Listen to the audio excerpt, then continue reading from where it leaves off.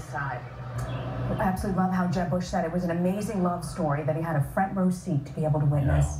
Yeah, so sweet to hear you say that about how the impact it'll have on Houston. I want to bring in our Weijia Zhang, who's actually outside of the church as well. Weijia, how do you think this is going to affect the city of Houston? Maria, you could see behind me just a short time ago the crowd, and the crowd is among the city members that have been celebrating all week long through different tributes and celebrations, because even though there is certainly an undercurrent of sadness, for the most part, it's about acknowledging and appreciating everything that Mrs. Bush did for this city and for the country. And so we saw a sea of blue and pearls, because that was her favorite color, that was her trademark accessory. In fact, earlier when we saw her grandsons removing her casket from the church for the motorcade, they were also wearing blue. And so when we spoke with people all around the city about what they remember, that was certainly defining. And normally it might not be something that people would mention, someone's appearance, but she owned up to the fact that the pearls she wore were plastic. In fact, we heard that reference during the service. And it was things like that that made her so relatable.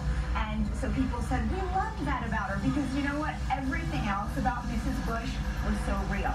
And so if these buses were just to move a little bit, because by the way, the crowds had to come by bus, they're leaving by bus. When you can see that sea of blue and those pearls to sort of pay another small tribute to Mrs. Bush. Weijia, you sent me a very personal and sweet email this morning talking about your father and the impact that the Bush family had on his life from China, leaving China. And you talked about just the opportunity that it gave your family to allow him to be a U.S. citizen. People forget, Bob, actually, the fact that he spent time in China.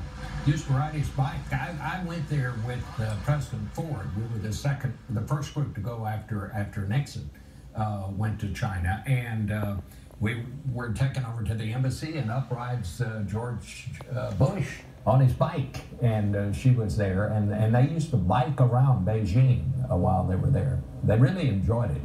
One of the Barbara Bush, her essential. Yeah, it was a great moment in an extraordinary life. I mean, Bill Clinton said she had grit and grace, brains and beauty, and she had all those things. Yeah. Incredible moment. Earlier when we saw all those presidents coming in. Bianna, you were there outside the church, and you see Democrats and Republicans in a time that is so divided in this country. What do you make of the showing and the guests that attended today?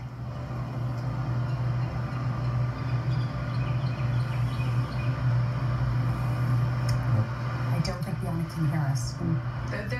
Well, I was going to say, I'm sorry, Edwina, I didn't know if you were speaking to me.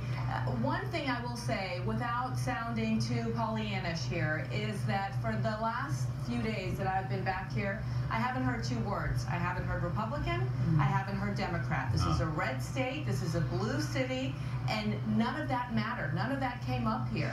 Politics was put aside, and you focus on the contributions that this family made to the country. You know, the two major causes that she really invested her life's work into were cancer and literacy.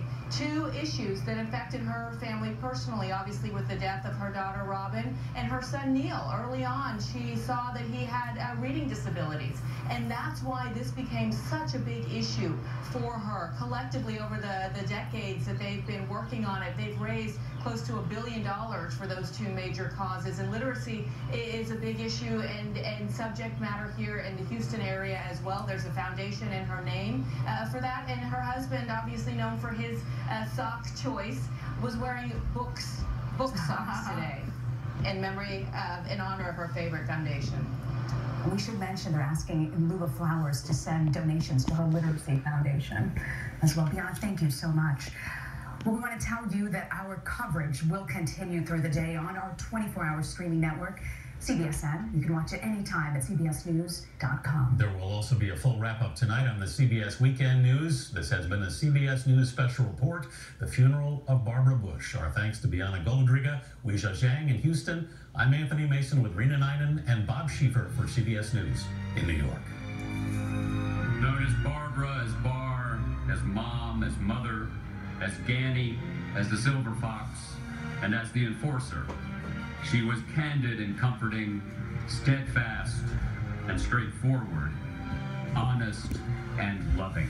It's hard to think about life without that force of nature that our very special friend was Barba Bush.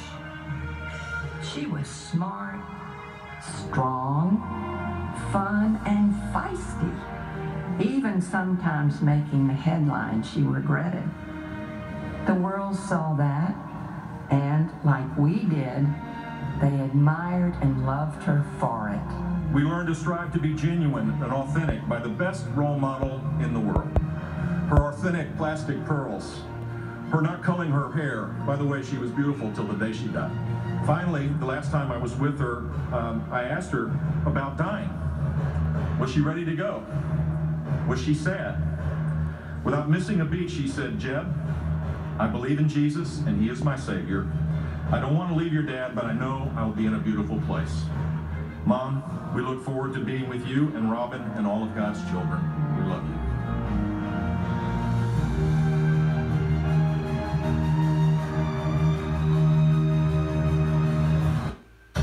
The following is a paid presentation for LifeLock Identity Theft Protection, paid for by LifeLock.